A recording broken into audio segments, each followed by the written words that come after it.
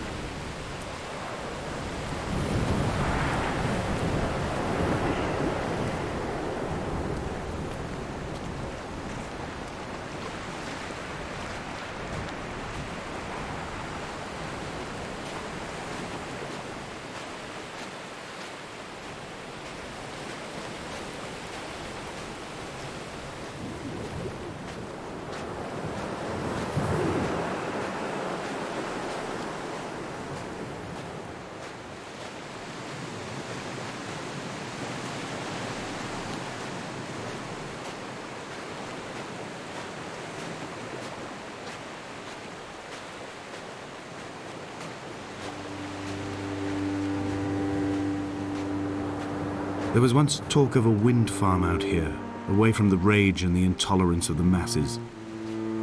The sea, they said, is too rough for the turbines to stand. They clearly never came here to experience the becalming for themselves. Personally, I would have supported it. Turbines would be a fitting contemporary refuge for a hermit. The revolution and the permanence.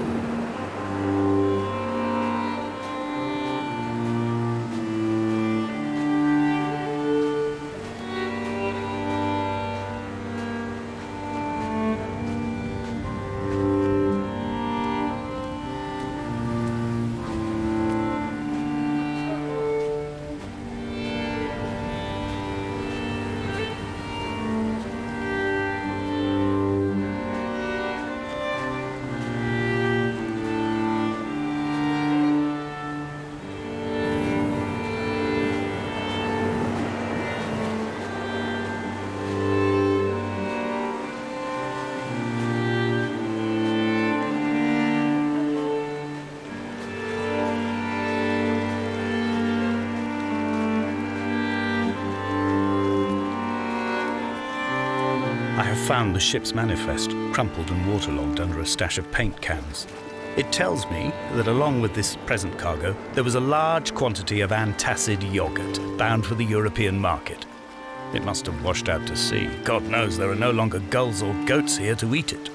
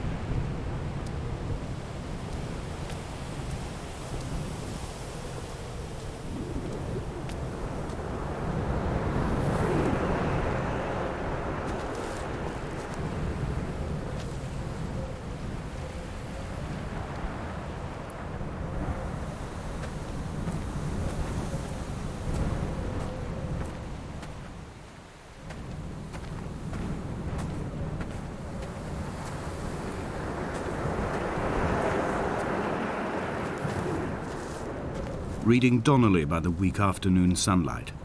He landed on the south side of the island, followed the path to the bay and climbed the mount.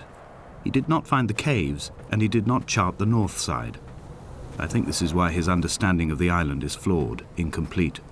He stood on the mount and only wondered momentarily how to descend. But then, he didn't have my reasons.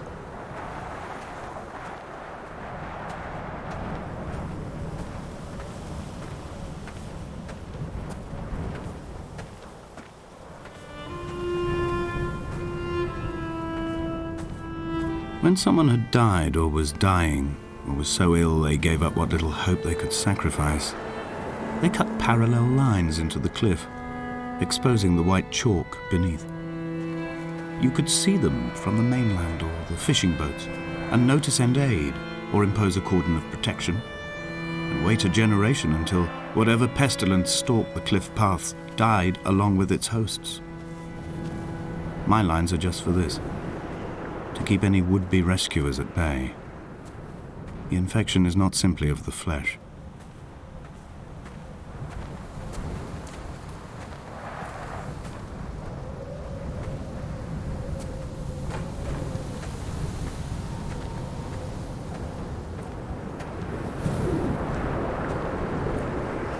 They were God-fearing people, those shepherds.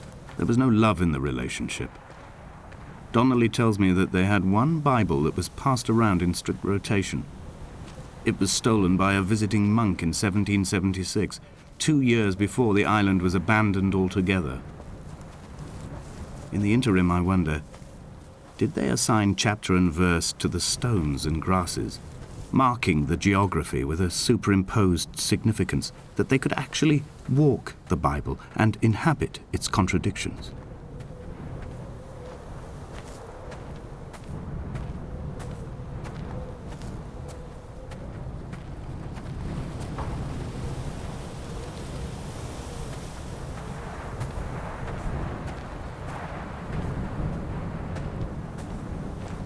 Dear Esther, I met Paul.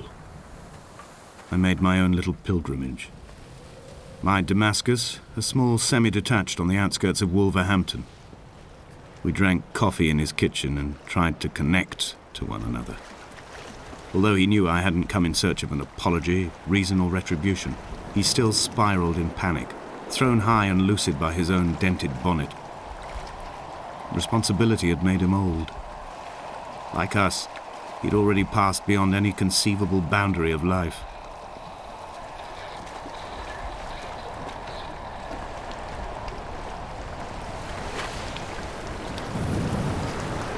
I would leave you presents outside your retreat in this interim space between cliff and beach.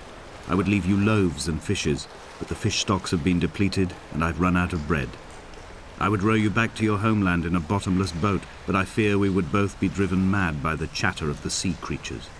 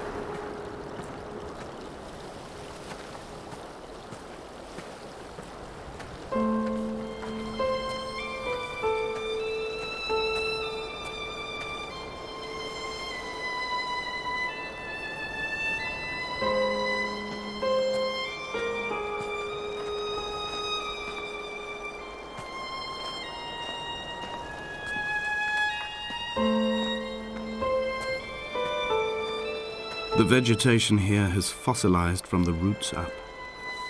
To think they once grazed animals here, the remnants of occupation being evidence to that. It is all sick to death. The water is too polluted for the fish, the sky is too thin for the birds, and the soil is cut with the bones of hermits and shepherds. I've heard it said that human ashes make great fertilizer, that we could sow a forest from all that is left of your hips and ribcage, with enough left over to thicken the air and repopulate the bay.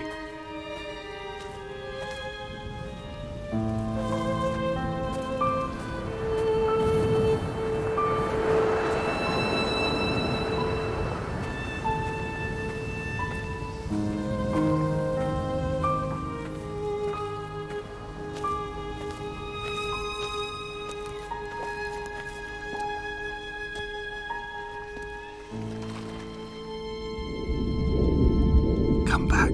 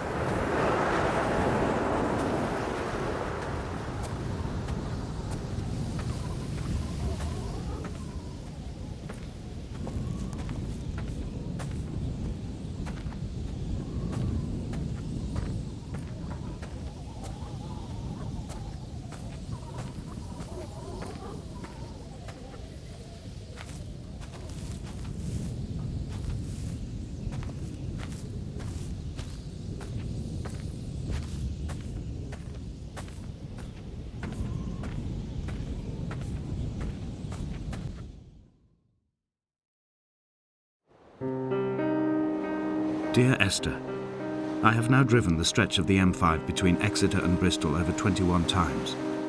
But although I have all the reports and all the witnesses and have cross-referenced them within a millimetre using my Ordnance Survey maps, I simply cannot find the location. You'd think there would be marks to serve as some evidence. It's somewhere between the turn-off for Sanford and the welcome brake services, but although I can always see it in my rear-view mirror, I have as yet been unable to pull ashore.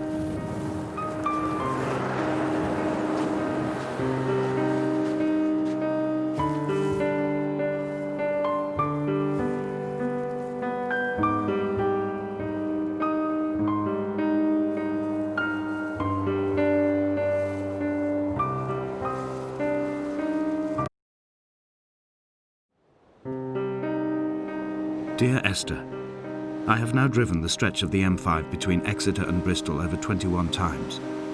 But although I have all the reports and all the witnesses and have cross-referenced them within a millimetre using my Ordnance Survey maps, I simply cannot find the location. You'd think there would be marks to serve as some evidence. It's somewhere between the turn-off for Sanford and the welcome brake services, but although I can always see it in my rear-view mirror, I have as yet been unable to pull ashore.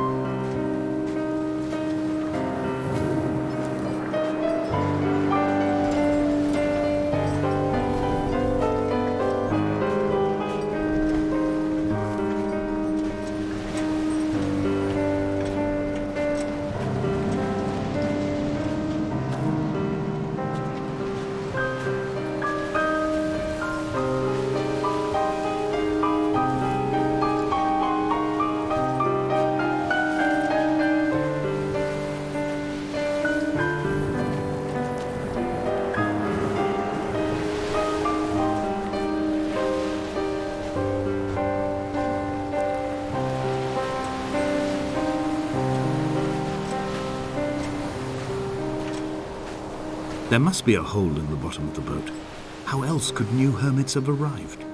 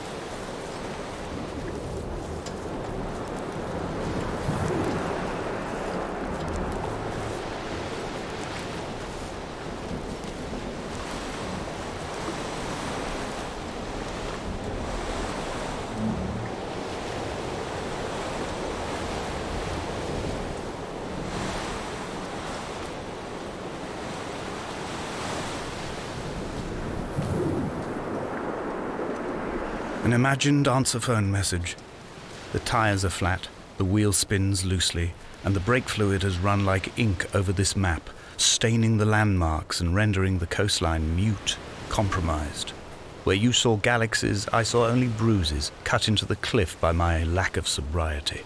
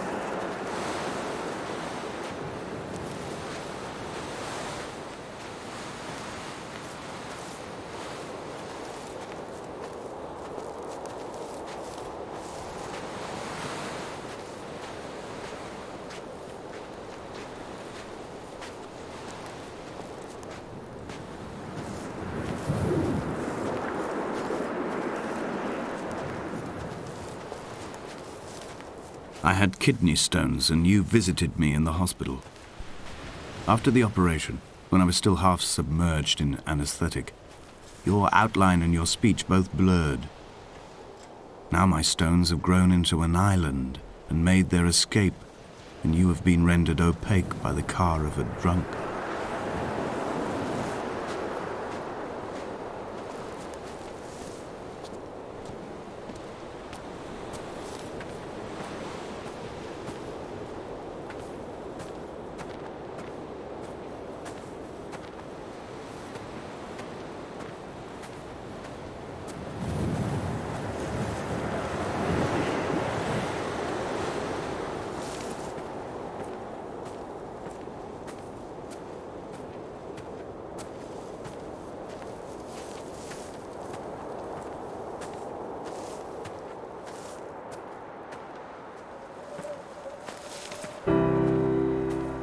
I've begun my ascent on the windless slope of the western side. The setting sun was an inflamed eye squeezing shut against the light shone in by the doctors. My neck is aching through constantly craning my head up to track the light of the aerial. I must look downwards, follow the path under the island to a new beginning.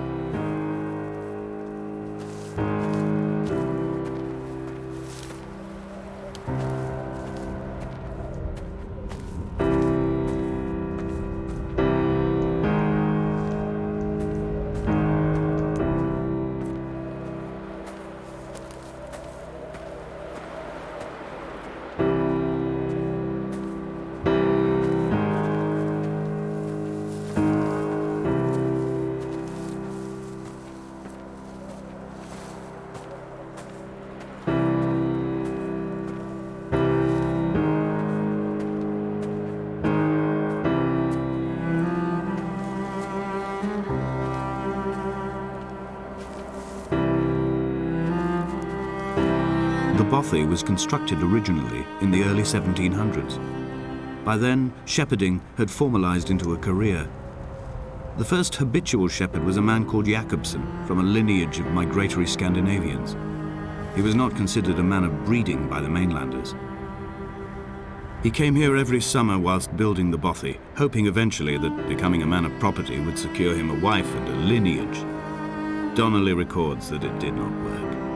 He caught some disease from his malcontented goats and died 2 years after completing it. There was no one to carve white lines into the cliff for him either.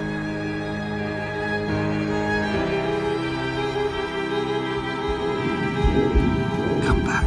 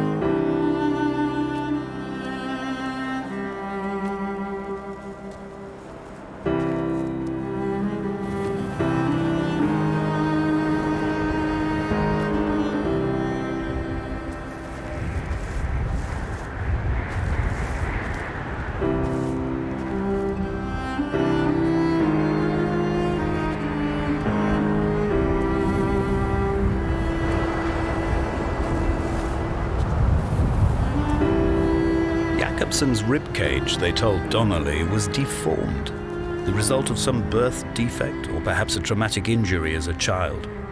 Brittle and overblown it was, and desperately light. Perhaps it was this that finally did for him, unable to contain the shattering of his heart. In half-light, his skeleton a discarded prop, a false and calcified seabird.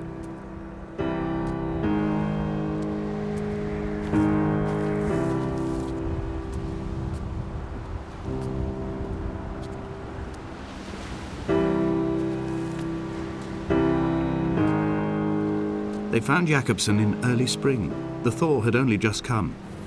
Even though he'd been dead nearly 7 months, his body had been frozen right down to the nerves and had not even begun to decompose. All around him, small flowers were reaching for the weak sun.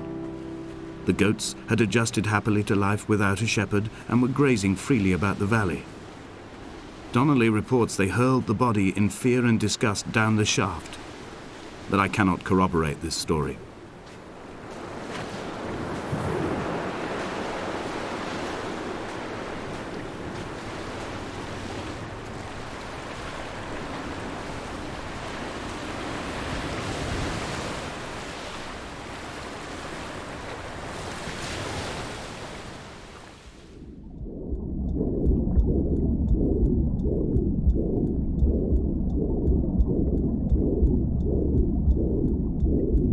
Come back.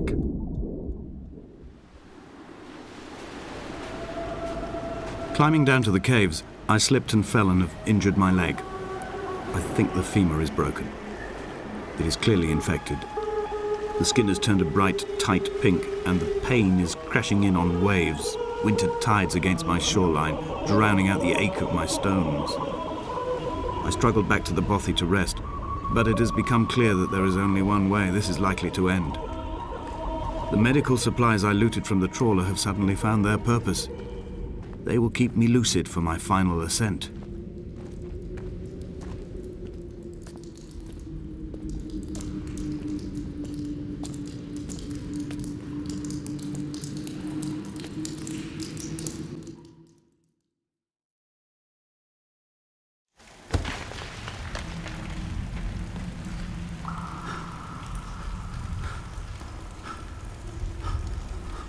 From here, this last time, I have understood there is no turning back.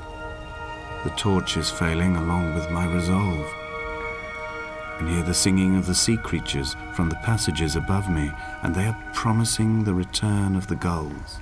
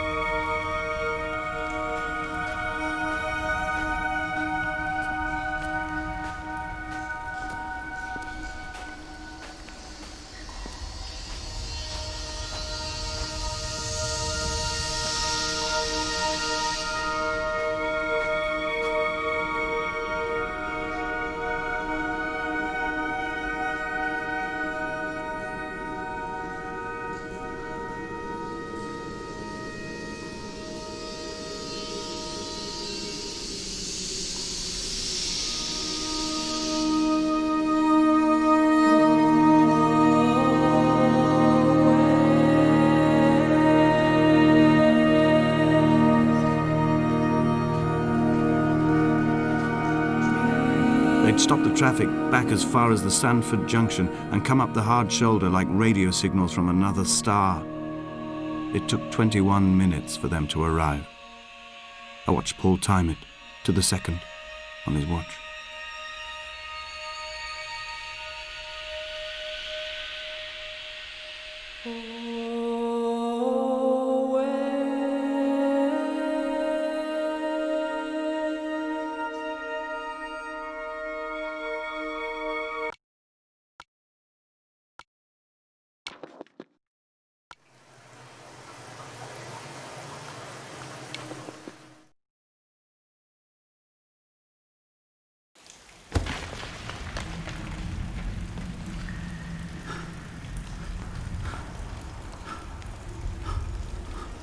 Did Jakobsen crawl this far? Can I identify the scratches his nails ruined into the rocks? Am I following him cell for cell, inch for inch? Why did he turn back on himself and not carry through to the ascent?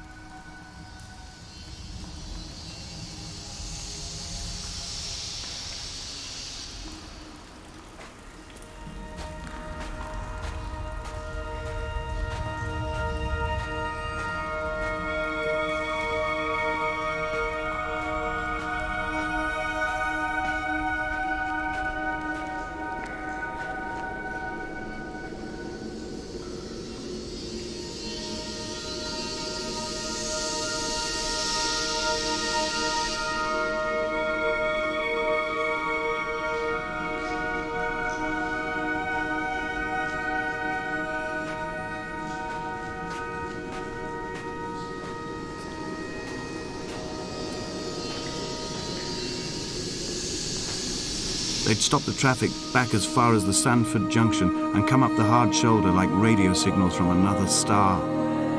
It took 21 minutes for them to arrive. I watched Paul time it to the second on his watch.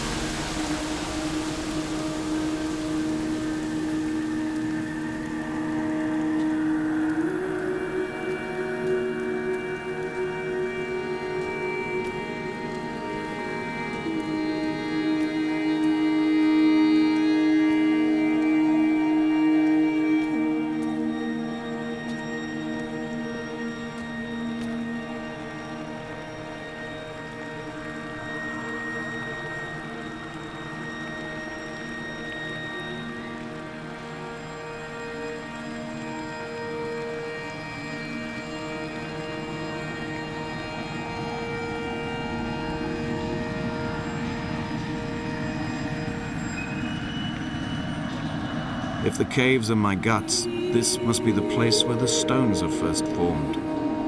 The bacteria phosphoresce and rise, singing through the tunnels. Everything here is bound by the rise and fall, like a tide. Perhaps the whole island is actually underwater.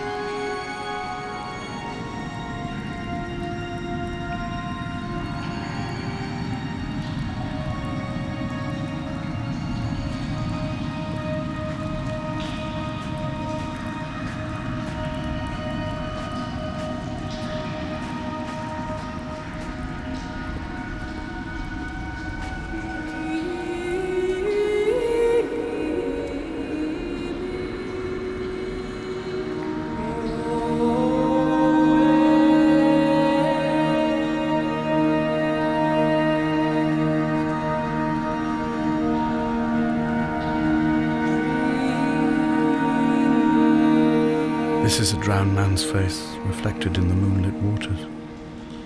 It can only be a dead shepherd who has come to drunk drive you home.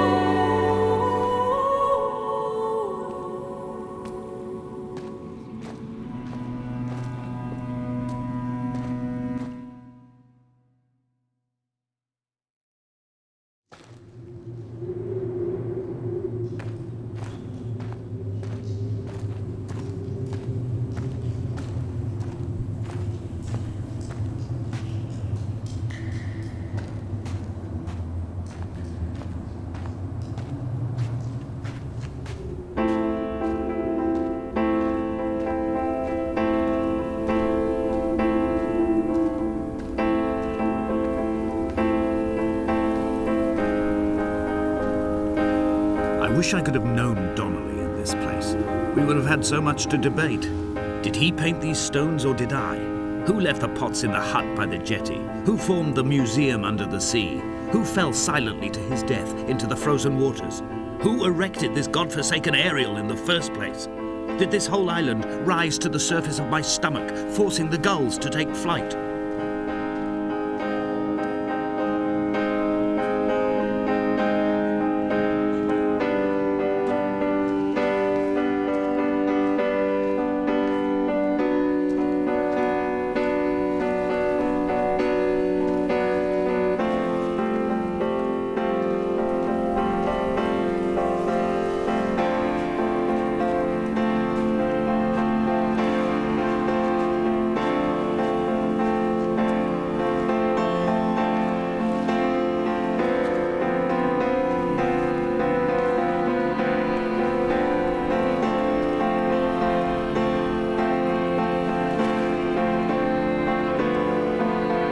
We shall begin to assemble our own version of the North Shore. We will scrawl in dead languages and electrical diagrams and hide them away for future theologians to muse and mumble over. We will send a letter to Esther Donnelly and demand her answer. We will mix the paint with ashes and tarmac and the glow from our infections. We will paint a moon over the Sanford Junction and blue lights falling like stars along the hard shoulder.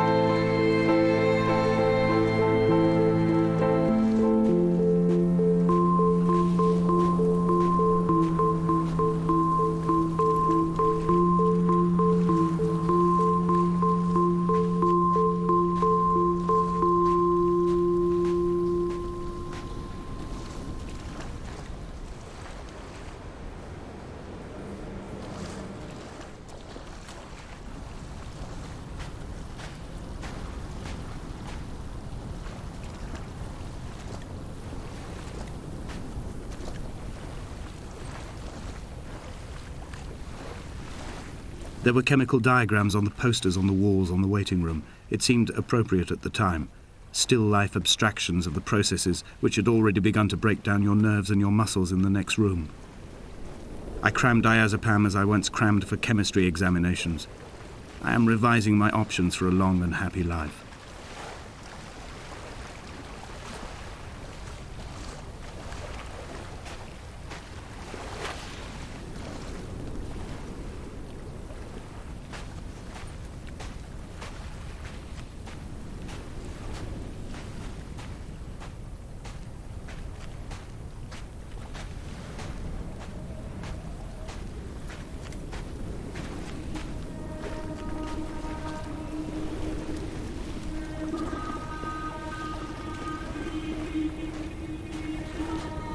From here, I can see my armada.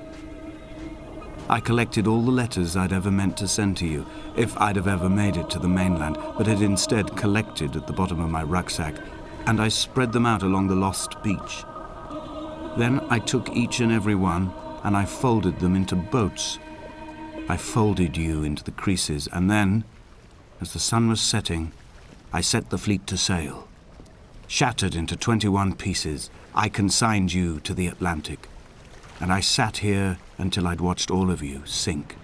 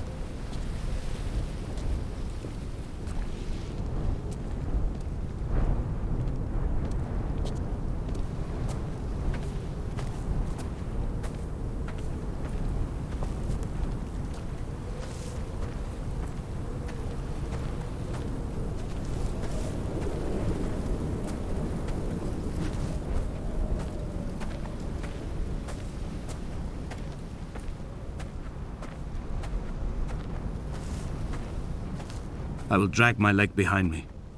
I will drag it like a crumpled hatchback, tires blown and sparking across the dimming lights of my vision. I'm running out of painkillers and am following the flicker of the moon home. When Paul keeled over dead on the road to Damascus, they restarted his heart with the jump leads from a crumpled hatchback. It took 21 attempts to convince it to wake up.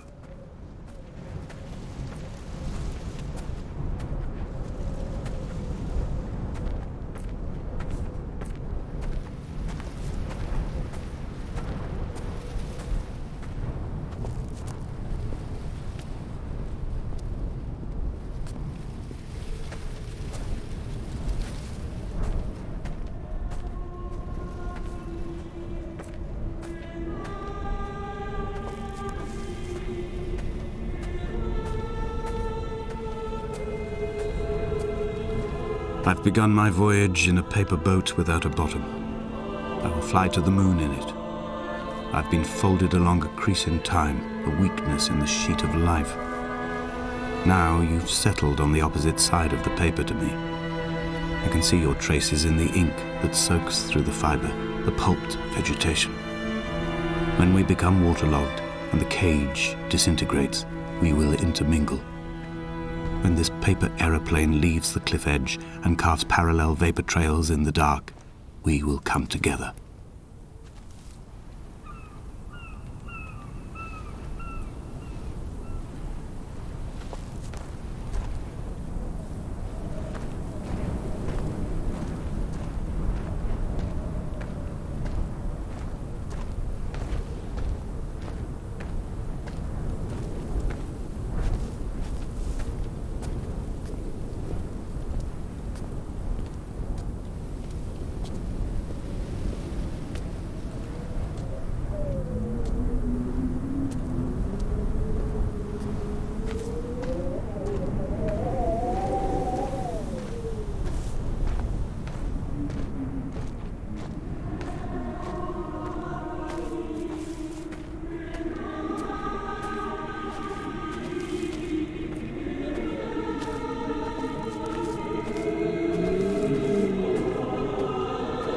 If only Donnelly had experienced this, he would have realized he was his own shoreline, as am I. Just as I am becoming this island, so he became his syphilis, retreating into the burning synapses, the stones, the infection.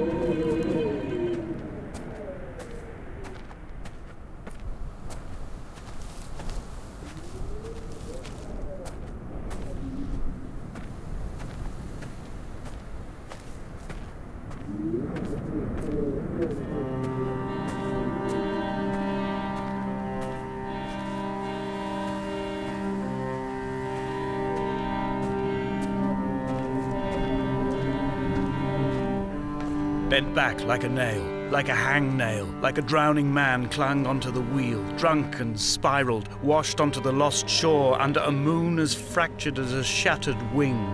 We cleave, we are flight and suspended, these wretched painkillers, this form inconstant. I will take flight, I will take flight.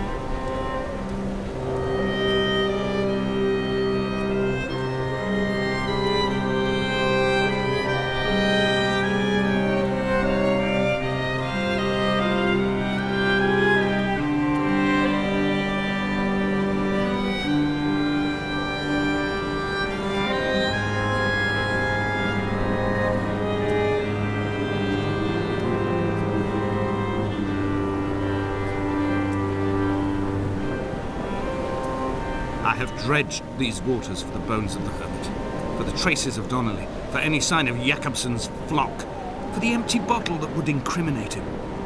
I have scoured this stretch of motorway 21 times, attempting to recreate his trajectory, the point when his heart stopped dead and all he saw was the moon over the Sanford Junction. He was not drunk, Esther. He was not drunk at all, and it was not his fault. It was the converging lines that doomed him. This is not a recorded natural condition. The gulls do not fly so low over the motorway and cause him to swerve. The paint scored away from his car in lines like an infection, making directly for the heart.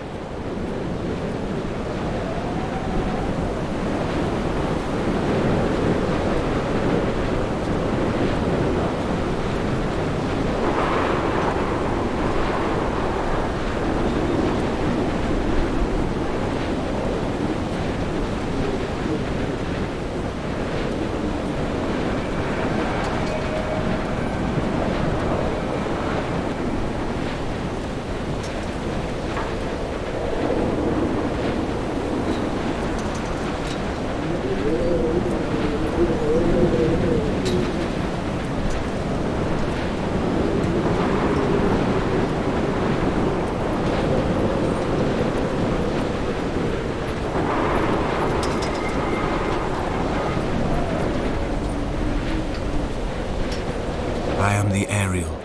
In my passing, I will send news to each and every star.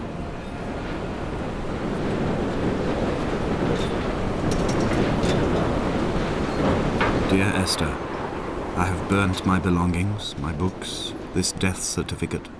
Mine will be written all across this island. Who was Jakobsen? Who remembers him? Donnelly has written of him, but who was Donnelly? Who remembers him?